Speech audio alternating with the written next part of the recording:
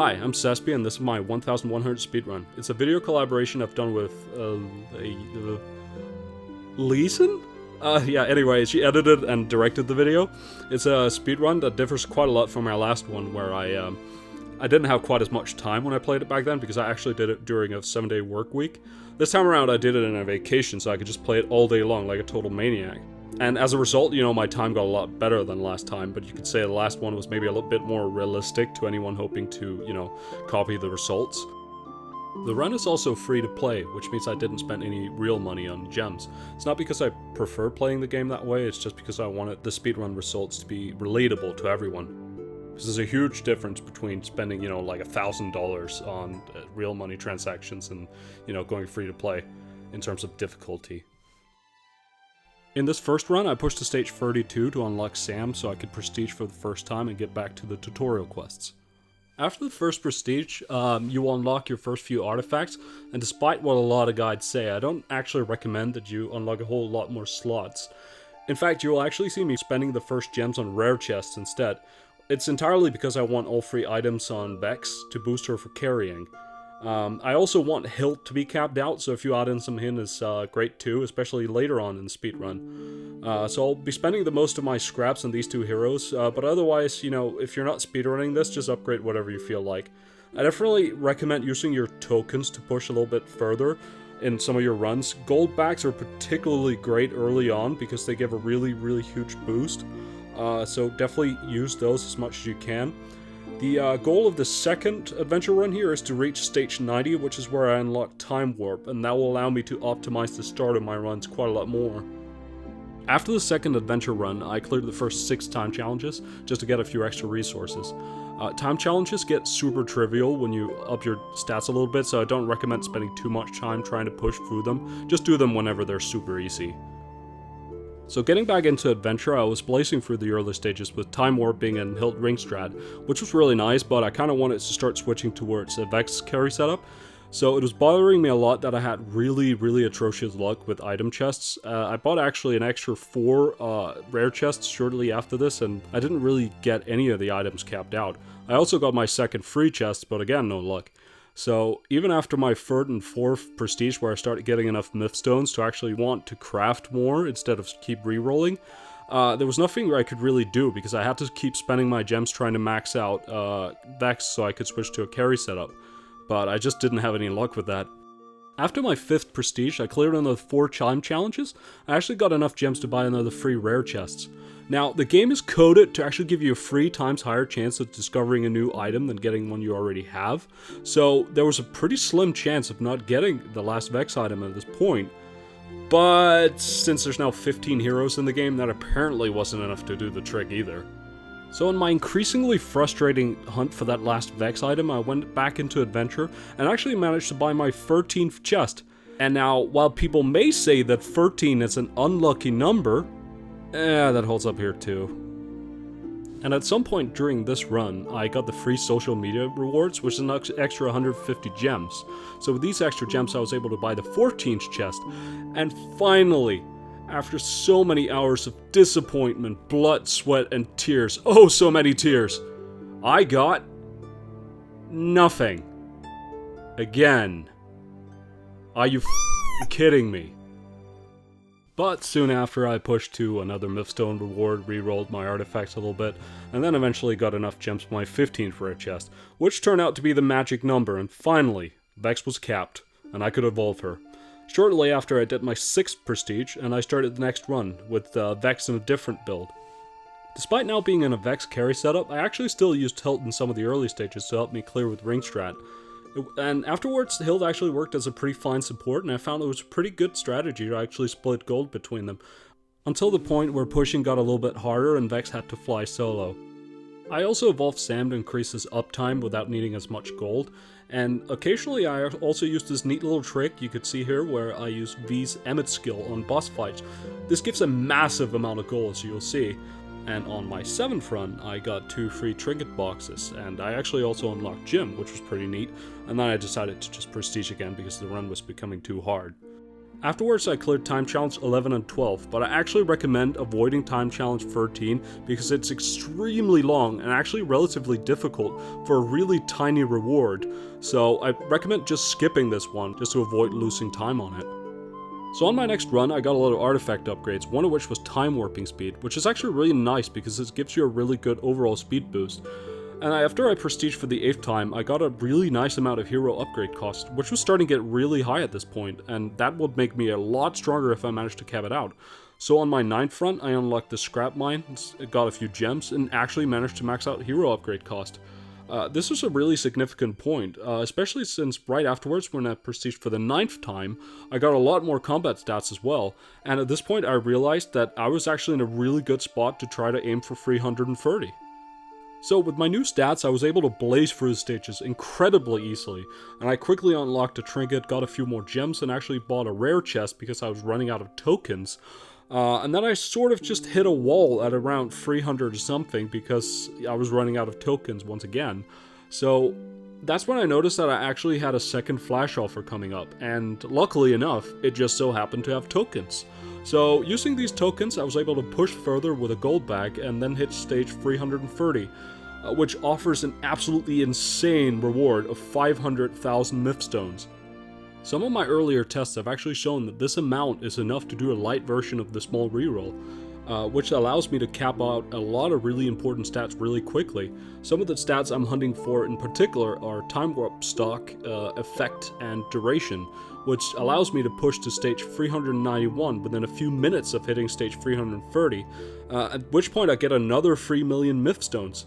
This allowed me to reroll a bit more and improve the previous results, which gave me enough power to squeeze my way to stage 440, which is where retro is unlocked and marks the end of this longer push. My goal for day 1 was to hit stage 440, and having met that goal a little bit earlier than planned, I just decided to dive into GOG and clear gates 1 through 9. Now, gate 9 is a pretty great gate to farm if you don't explore beyond that point. And mostly because you could reach it with just the stats you have the moment you unlock GOG. As well as, the extra 500% bonus damage, making it super easy to clear really fast without really upgrading much of anything. So from that point onwards, I decided to just farm gate 9 for, a little bit.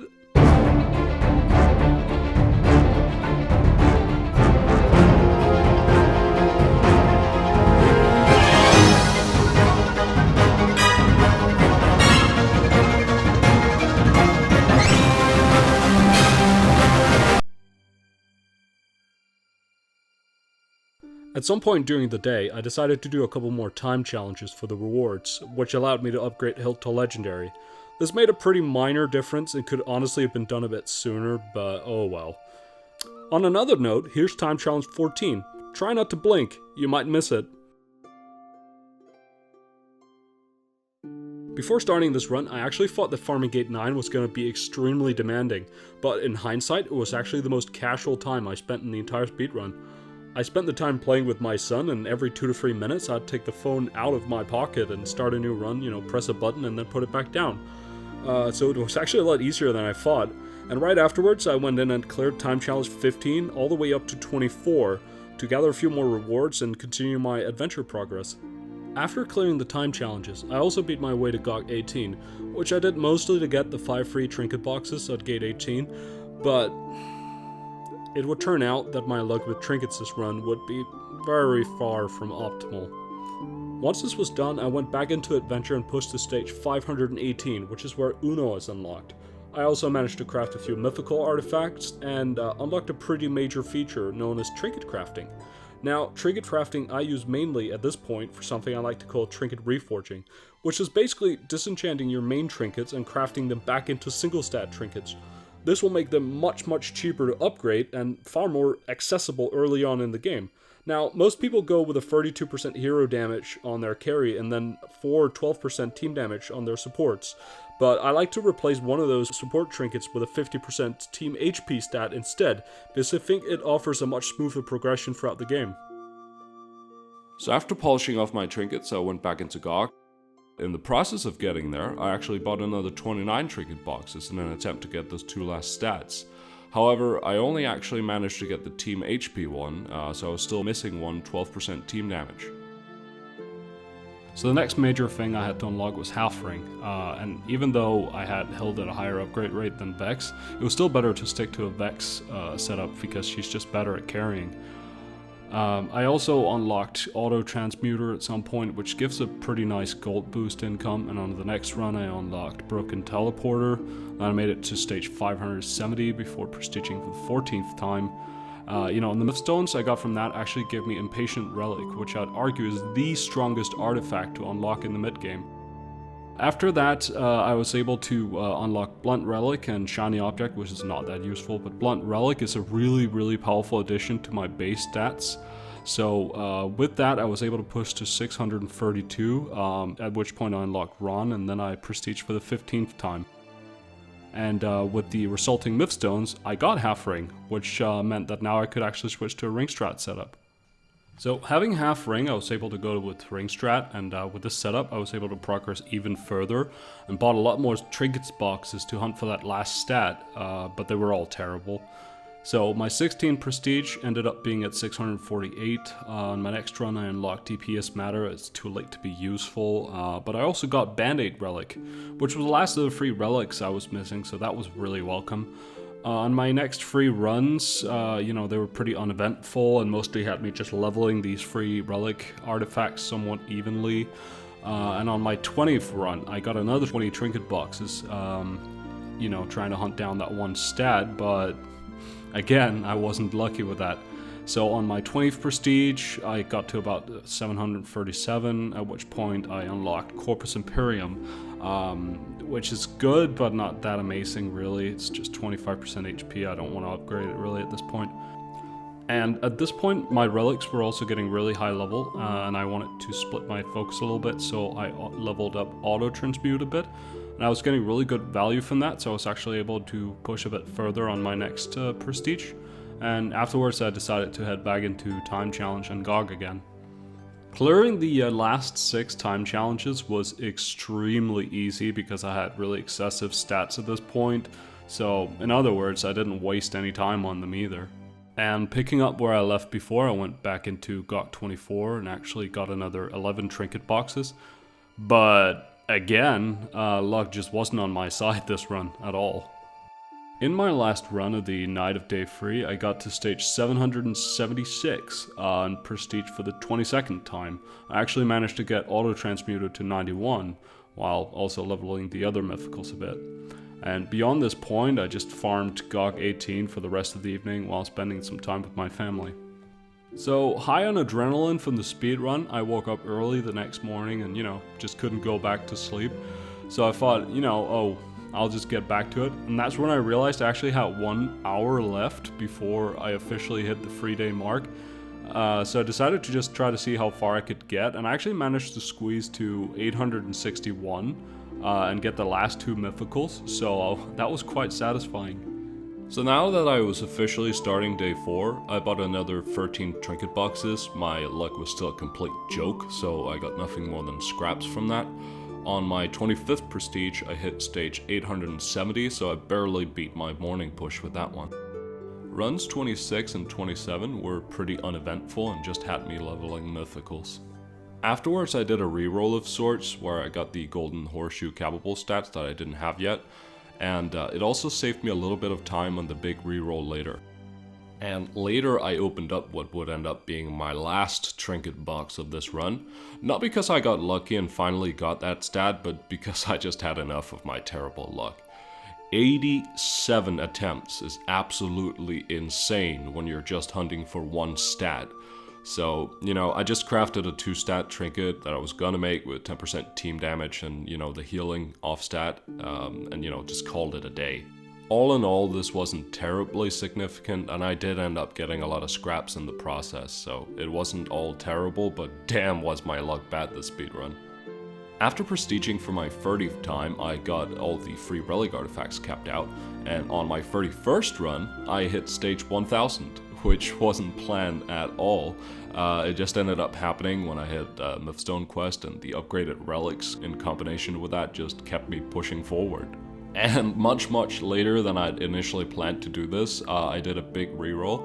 It took a fair amount of time, but it did increase my global gold by quite a nice amount. I rushed it a little bit, but that's just because I wanted to get back to hitting stage 1100 as fast as possible, so I didn't want to waste another minute trying to get a really good roll. So the next thing that happened was basically that I made it to, around 1030 and another 6 runs, and on the 37th prestige, all of my artifacts were capped, and now it was time to head for the finish line. Now, if you imagine my push to 1100 as some sort of epic conquest, you'd be sorely mistaken. In reality, this turned out to be an example of what it does to your brain to spend 3 days straight playing a mobile game, and then being right next to the finish line. Ideally, I would have run this, with a setup of Tam and Nana to have some heavy boss burst progression, and relying on gold bags and dragons for gold, because natural gold gains beyond 1000 is kind of terrible. Instead, what ended up happening was that my brain just sort of defaulted to picking the gold farming team that I've been playing this whole time. So, after what was easily a 1.5 hour long agonizing push to stage 1094, I thought that now I'm in the home stretch, so maybe it didn't matter that much. But then the minion waves came, and I just couldn't kill them at all. It ended up taking another hour since I had no auto taps, where I was just sitting there and tapping like a maniac. And on the 1097 bus, I stopped up to farm some gold for an upgrade of 2, which helped a little bit. But the last waves were just impossible to kill. So I actually ended up using this little trick where I'd go on my phone and just keep reloading the game until a goblin chest appeared. And then finally, after 3.5 days of speedrunning at 3 days and 13 hours, I hit stage 1100. So this speedrun ended up clocking in at exactly half the time of my previous speedrun, which took 7 days. And when you consider the extra time I spent, that's hardly surprising, but I'm still pretty satisfied with it. I think it's possible to do a little better, but not a whole lot, because despite my terrible luck with trinkets and rare chests, and having to AFK a little bit to lead a normal family life, I think that a total robot of a person playing 24/7 would maybe be able to do this in like 3 days. And in my previous run, I just stopped here at stage 1100 because I thought that stage 1200, it really just takes a lot of farming to reach it, and it doesn't really fit the format of speedrun. I also think it's really essential to have like this Ice Ring rune, Cold Wind, to be able to hit it efficiently. And the chances of that, occurring is just really, really slim. It doesn't spawn very often. But that's just it. Despite all the horrible luck I had this run, that actually did happen. And there's absolutely no way that I planned for this, but here goes.